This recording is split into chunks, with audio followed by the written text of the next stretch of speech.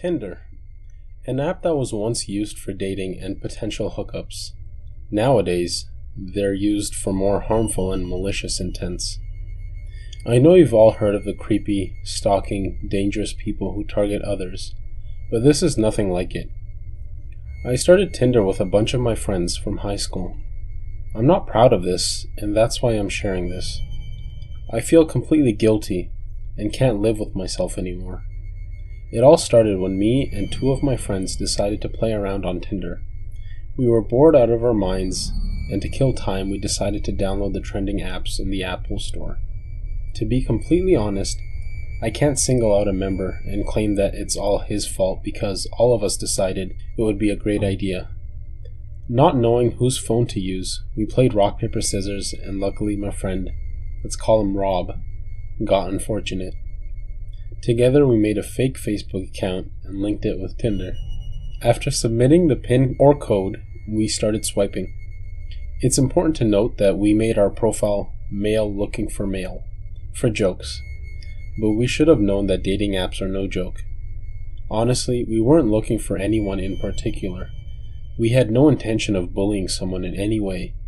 My other friend, let's call him Joe, wanted to find someone closer to our neighborhood, and we all agreed.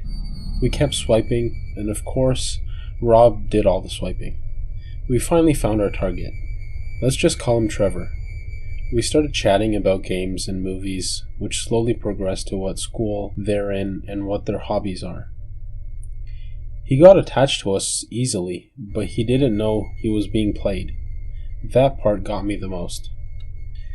Days went by where we kept exchanging messages to a point where he wanted to see this fabrication of a gay person. None of us wanted to go, and we constantly thought of just letting him know that none of it was real, but we ended up wimping out. This stretched on for months, to a point where Trevor kept saying he got depressed and wants us to see him, and then there would be days where he would get angry and swear and get violent towards us. On one particular day, specifically before our exams, Trevor got really pissed, and unfortunately, Joe had the phone at the time, and he took it personally. A little background about us. Joe was the outgoing and leader of the group. He would always initiate things and would play truth or dare and would mostly choose dare. In general, he was the ballsy one. I, on the other hand, is pretty much the opposite. I don't like going out often and mostly stayed at home playing games. But Rob was the one what I would consider bipolar. He was the main link between me and Joe because he would sometimes be introverted and other days he would be extroverted. So basically, if Joe initiated something and I didn't want to go, Rob would persist and persuade me to tag along. This is what happened. Basically, Joe was offended by what Trevor said. Honestly, I don't really blame him because it was exam time and we were all stressed out of our minds. After Joe read what Trevor wrote, he became outrageous, and out of nowhere he said, "Let's go meet him." Of course I had no intention of ever meeting him, but after Rob agreed with Joe, probably because Rob was curious, I ended up agreeing too. We decided to meet the next day. Here's the messed up part. We decided to meet him in a park at night, and Joe decided that he would be the one to meet him face to face. Me and Rob sat far away, about 20 to 30 feet away from the initial meeting location. We waited as Trevor approached Joe. We couldn't hear anything, and unfortunately Trevor's back was facing us and completely blocked out Joe. Based on his silhouette, we could see that he was very tall and skinny. He towered over Joe, but Joe was bigger than him. Everything seemed normal until out of nowhere, Joe hit Trevor across the face. Rob got up to get a better view, but still it was too dark. All we saw was Trevor returning Joe's punch. Rob started dashing towards them. I didn't want to be a part of it, but when I saw Rob run, so did I. I just followed Rob, and soon enough, we got to Joe and Trevor. They were in a full-on brawl with one another, badly bruising each other. When we got there, they were on the floor, and Joe was on top of Trevor, punching him like a sandbag. He started calling him names, which are clearly inappropriate. Rob pulled Joe off of Trevor. We could clearly see Trevor crying. He was hurt more than just one way. We looked at him as he got up and started running away. We didn't know what to do. I mean, we played him, and Joe even beat the hell out of him. But looking back, I wish I had gone back and chased after him.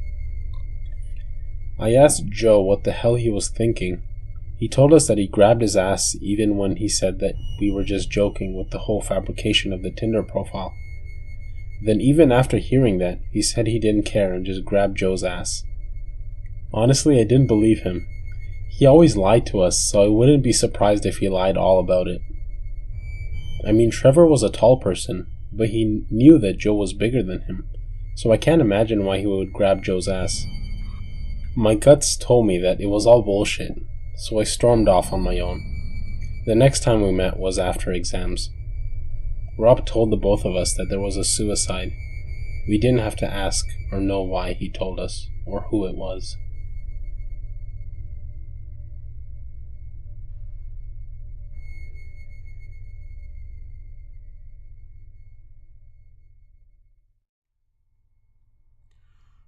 Recently, there have been many Tinder stories out there. I never told anyone about my personal experience except my close friends and relatives. So, here's my Tinder story. I was a freshman in college, so I didn't know anyone. I lived on campus, but being an introvert and independent didn't really help me make friends. Besides, I'm more of an online person. One day, I stumbled upon Tinder, and quite honestly, I thought of it as a way to meet more people and feel less lonely. At the beginning, it was great. Swipe left or right and chat. Simple as that. I know many people see it as a dating app and hookup site, but I used it as a way to speak to other people. And honestly, I had little to no intention of using it in that way. Anyways, this one day a girl and I matched. Straight off, I tell her that I'm only using it as a way of getting to know people and feel less lonely. No harm done there, right? I'll call this girl Sarah to make this story more understandable. At first, it was just small talk like, what's your favorite sport? Or what TV series are you watching?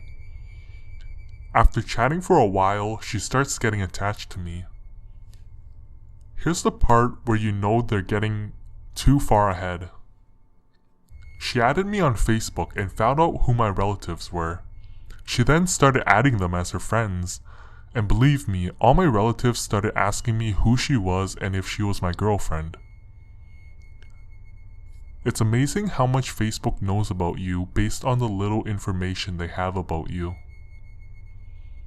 Anyways, days go by and she continues to message me on Facebook and Tinder. In my head, I just kept saying, it's fine, we're just friends. And I kept replying.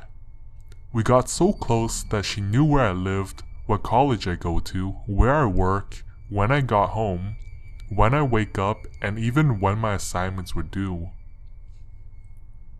She even started saying that I'm not allowed to see other people, especially girls. And that's not even the most disturbing part. One day, while walking back home from my late class, I see this figure standing outside my dorm, just walking around, pacing back and forth.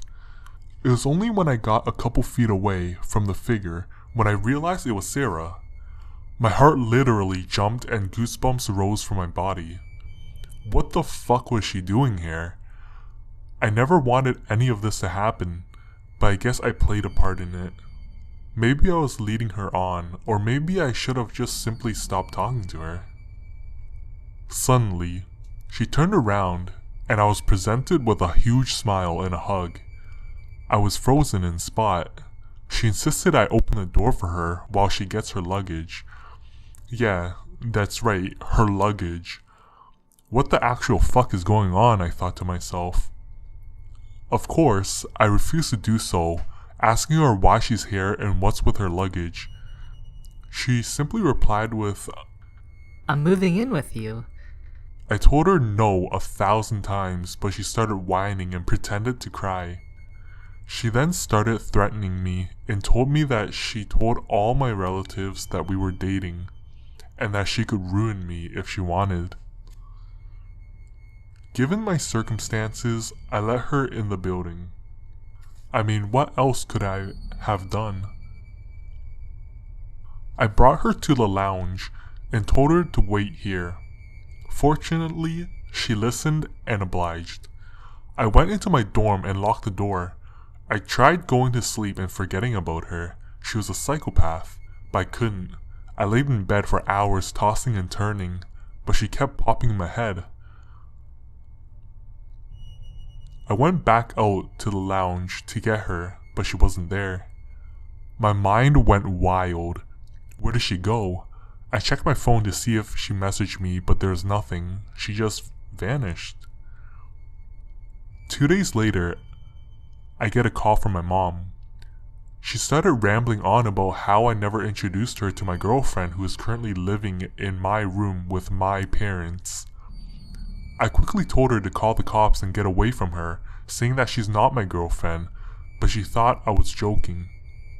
I started messaging Sarah on Tinder and Facebook constantly telling her to go away and leave my parents out of it, but of course she ignored me. I had to call the cops and tell them my story. An investigation lasted for months until she was finally caught because of her exes testifying about the things she's done to them.